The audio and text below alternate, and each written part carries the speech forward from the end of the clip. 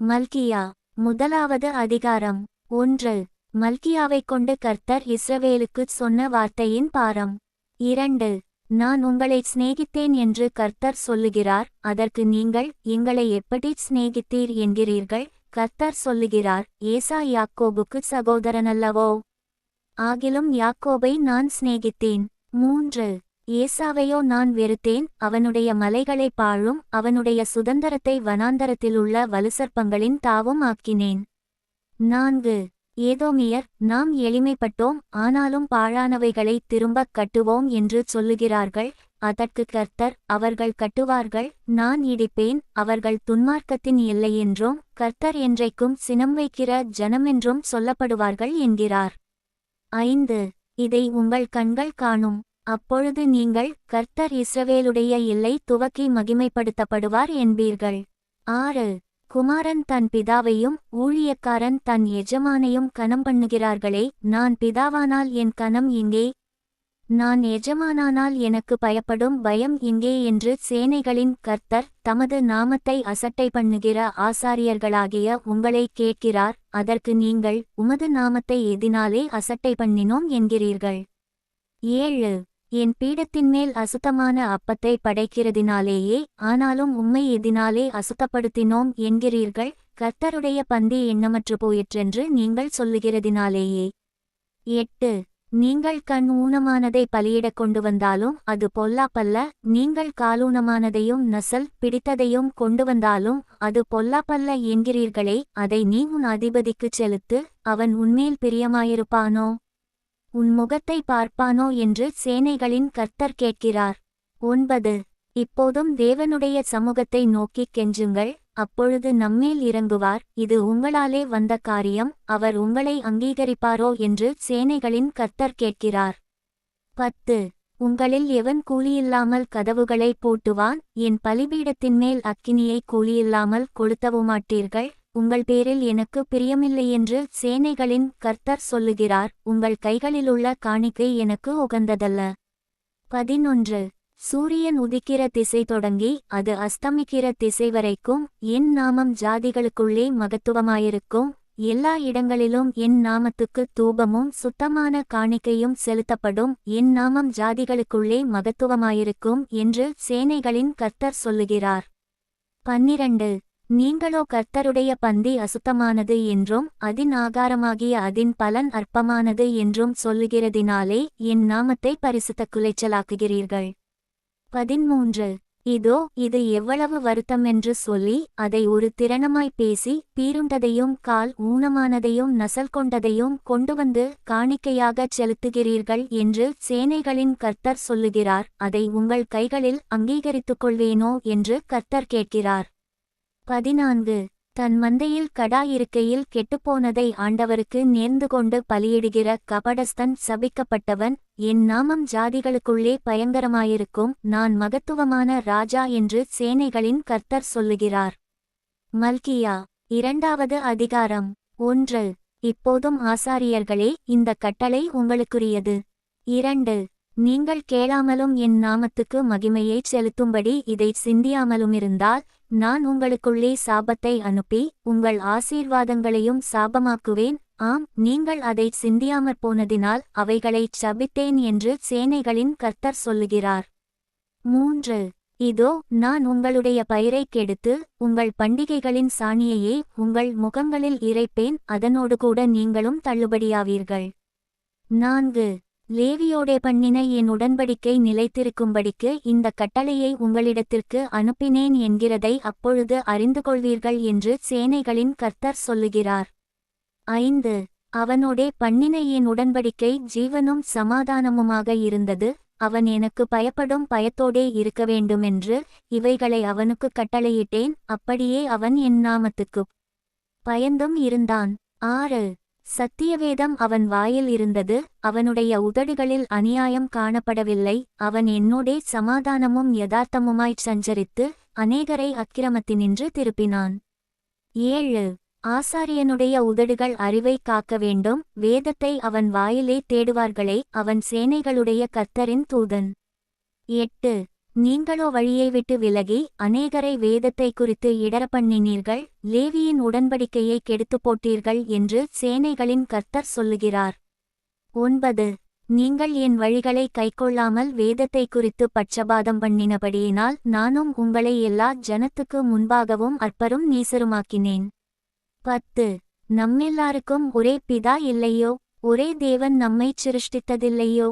நாம் நம்முடைய பிதாக்களின் உடன்படிக்கையை பரிசுத்த குலைச்சலாக்கி அவனவன் தந்தன் சகோதரனுக்கு துரோகம் பண்ணுவானேன்? 11. யூதா ஜனங்கள் துரோகம் பண்ணினார்கள், இஸ்ரவேலிலும் எருசலேமிலும் அருவருப்பான காரியம் செய்யப்பட்டது. கர்த்தர் சிநேகிக்கிற பரிசுத்தத்தை யூதா ஜனங்கள் பரிசுத்த குலைச்சலாக்கி அந்நிய தேவதையின் குமாரத்திகளை விவாகம் பண்ணினார்கள். 12. இப்படிச் செய்கிறவன் எவனோ அவன் காவல் காக்கிறவனாயினும் உத்தரவு கொடுக்கிறவனாயினும் சேனைகளின் கர்த்தருக்கு காணிக்கை செலுத்துகிறவனாயினும் அவனை யாக்கோபின் கூடாரங்களில் இராதபடிக்கு கர்த்தர் சங்கரிப்பார். 13. நீங்கள் இரண்டாந்தரமும் இதைச் செய்து கர்த்தருடைய பீடத்தை கண்ணீரினாலும் அழுகையினாலும் பெருமூச்சினாலும் நிரப்புகிறீர்கள். ஆகையால் அவர் இனி காணிக்கையை மதியார், அதை உங்கள் கைகளில் பிரியமாய் ஏற்றுக்கொள்ளவுமாட்டார். 14. ஏன் என்று கேட்கிறீர்கள்? கர்த்தர் உனக்கும் உன் இளவயதின் மனைவிக்கும் சாட்சியாயிருக்கிறார். உன் தோழியும் உன் உடன்படிக்கையின் மனைவியுமாகிய அவளுக்கு நீ துரோகம் பண்ணினாயே. 15. அவர் ஒருவனையல்லவா படைத்தார்? ஆவி அவரிடத்தில் பரிபூரணமாயிருந்ததே, பின்னே ஏன் ஒருவனை படைத்தார்? தேவபக்தியுள்ள சந்ததியை பெறும்படிதானே. ஆகையால் ஒருவனும் தன் இளவயதின் மனைவிக்கு துரோகம் பண்ணாதபடிக்கு உங்கள் ஆவியை குறித்து எச்சரிக்கையாயிருங்கள். 16. தள்ளிவிடுதலை நான் வெறுக்கிறேன் என்று இஸ்ரவேலின் தேவனாகிய கர்த்தர் சொல்லுகிறார். அப்படிப்பட்டவன் கொடுமையினால் தன் வஸ்திரத்தை மூடுகிறான் என்று சேனைகளின் கர்த்தர் சொல்லுகிறார். ஆகையால் நீங்கள் துரோகம் பண்ணாமல் உங்கள் ஆவியை குறித்து எச்சரிக்கையாயிருங்கள். 17. உங்கள் வார்த்தைகளினாலே கர்த்தரை வருத்தப்படுத்துகிறீர்கள், ஆனாலும் எதினாலே அவரை வருத்தப்படுத்துகிறோம் என்கிறீர்கள். பொல்லாப்பைச் செய்கிறவனெவனும் கர்த்தரின் பார்வைக்கு நல்லவன் என்றும் அப்படிப்பட்டவர்கள் பேரில் அவர் பிரியமாயிருக்கிறாரென்றும் நியாயந்தீர்க்கிற தேவன் எங்கே என்றும் நீங்கள் சொல்லுகிறதினாலேயே. மல்கியா 3வது அதிகாரம்.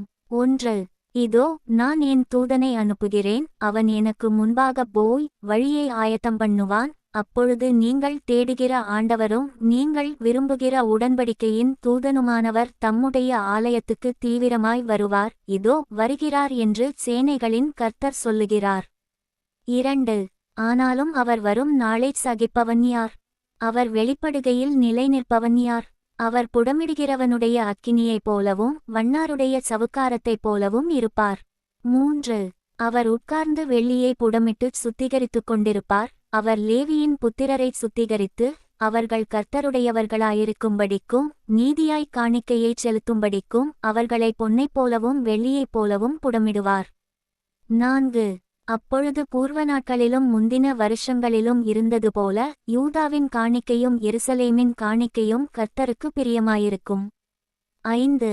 நான் நியாயத்தீர்ப்பு செய்யும்படி உங்களிடத்தில் வந்து சூனியக்காரருக்கும் விபசாரருக்கும் பொய்யானை இடுகிறவர்களுக்கும் எனக்கு பயப்படாமல் விதவைகளும் திக்கற்ற பிள்ளைகளுமாகிய கூலிக்காரரின் கூலியை அபகரித்துக் கொள்ளுகிறவர்களுக்கும் பரதேசிக்கு அநியாயம் செய்கிறவர்களுக்கும் விரோதமாய் தீவிரமான சாட்சியாயிருப்பேன் என்று சேனைகளின் கர்த்தர் சொல்லுகிறார். 6. நான் கர்த்தர், நான் மாறாதவர், ஆகையால் யாக்கோபின் புத்திரராகிய நீங்கள் நிர்மூலமாகவில்லை. 7. நீங்கள் உங்கள் பிதாக்களின் நாட்கள் தொடங்கி என் கட்டளைகளை கைக்கொள்ளாமல் அவைகளை விட்டு விலகிப் போனீர்கள். என்னிடத்திற்கு திரும்புங்கள், அப்பொழுது உங்களிடத்திற்கு திரும்புவேன் என்று சேனைகளின் கர்த்தர் சொல்லுகிறார். நாங்கள் இந்த விஷயத்தில் திரும்ப வேண்டும் என்கிறீர்கள். 8. மனுஷன் தேவனை வஞ்சிக்கலாமா? நீங்களோ என்னை வஞ்சிக்கிறீர்கள். எதிலே உம்மை வஞ்சித்தோம் என்கிறீர்கள்? தசமபாகத்திலும் காணிக்கைகளிலுந்தானே. 9. நீங்கள் சபிக்கப்பட்டவர்கள், ஜனத்தாராகிய நீங்கள் எல்லாரும் என்னை வஞ்சித்தீர்கள். 10. என் ஆலயத்தில் ஆகாரம் உண்டாயிருக்கும்படி தசமபாகங்களையெல்லாம் பண்டசாலையிலே கொண்டு வாருங்கள். அப்பொழுது நான் வானத்தின் பலகணிகளை திறந்து இடங்கொள்ளாமற் போகுமட்டும் உங்கள் மேல் ஆசீர்வாதத்தை வருஷிக்க மாட்டேனோவென்று அதனால் என்னை சோதித்து பாருங்கள் என்று சேனைகளின் கர்த்தர் சொல்லுகிறார். 11. பூமியின் கனியை பட்சித்து போடுகிறவைகளை உங்கள் நிமித்தம் கண்டிப்பேன், அவைகள் உங்கள் நிலத்தின் பலனை அழிப்பதில்லை, வெளியிலுள்ள திராட்சக்கொடி பழமில்லாமற் போவதுமில்லை என்று சேனைகளின் கர்த்தர் சொல்லுகிறார். 12. அப்பொழுது எல்லா ஜாதிகளும் உங்களை பாக்கியவான்கள் என்பார்கள், தேசம் விரும்பப்படத்தக்கதாயிருக்கும் என்று சேனைகளின் கர்த்தர் சொல்லுகிறார். 13. நீங்கள் எனக்கு விரோதமாய் பேசின பேச்சுகள் கடினமாயிருக்கிறது என்று கர்த்தர் சொல்லுகிறார், ஆனாலும் உமக்கு விரோதமாக என்னத்தை பேசினோம் என்கிறீர்கள். 14. தேவனை சேவிப்பது விருதா, அவருடைய கட்டளைகளை கைக்கொள்ளுகிறதினாலும் சேனைகளின் கர்த்தருக்கு முன்பாக துக்கித்து நடக்கிறதினாலும் என்ன பிரயோஜனம்? 15. இப்போதும் அகங்காரிகளை பாக்கியவான்கள் என்கிறோம், தீமை செய்கிறவர்கள் திடப்படுகிறார்கள், அவர்கள் தேவனை பரீட்சை பார்த்தாலும் விடுவிக்கப்படுகிறார்களே என்று சொல்லுகிறீர்கள். 16. அப்பொழுது கர்த்தருக்கு பயந்தவர்கள் ஒருவரோடொருவர் பேசிக்கொள்வார்கள், கர்த்தர் கவனித்துக் கேட்பார், கர்த்தருக்கு பயந்தவர்களுக்காகவும் அவருடைய நாமத்தை தியானிக்கிறவர்களுக்காகவும் ஞாபக புஸ்தகம் 1 அவருக்கு முன்பாக எழுதப்பட்டிருக்கிறது. 17. என் சம்பத்தை நான் சேர்க்கும் நாளிலே அவர்கள் என்னுடையவர்களாயிருப்பார்கள் என்று சேனைகளின் கர்த்தர் சொல்லுகிறார். ஒரு மனுஷன் தனக்கு ஊழியஞ்செய்கிற தன்னுடைய குமாரனை கடாட்சிக்கிறது போல நான் அவர்களை கடாட்சிப்பேன். 18.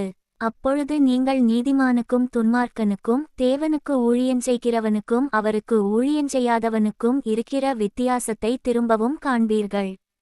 மல்கியா 4வது அதிகாரம். 1.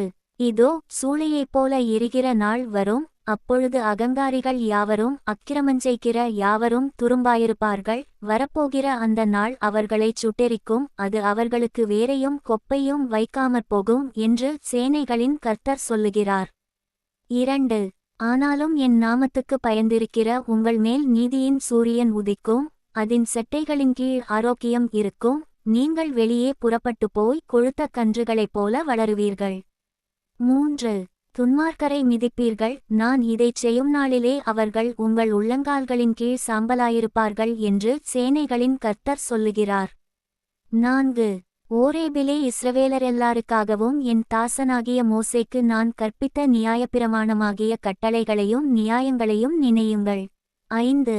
இதோ கர்த்தருடைய பெரிதும் பயங்கரமுமான நாள் வருகிறதற்கு முன்னே நான் உங்களிடத்திற்கு எலியா தீர்க்கதரிசியை அனுப்புகிறேன். 6. நான் வந்து பூமியைச் சங்காரத்தால் அடிக்காதபடிக்கு அவன் பிதாக்களுடைய இருதயத்தை பிள்ளைகளிடத்திற்கும் பிள்ளைகளுடைய இருதயத்தை அவர்கள் பிதாக்களிடத்திற்கும் திருப்புவான்.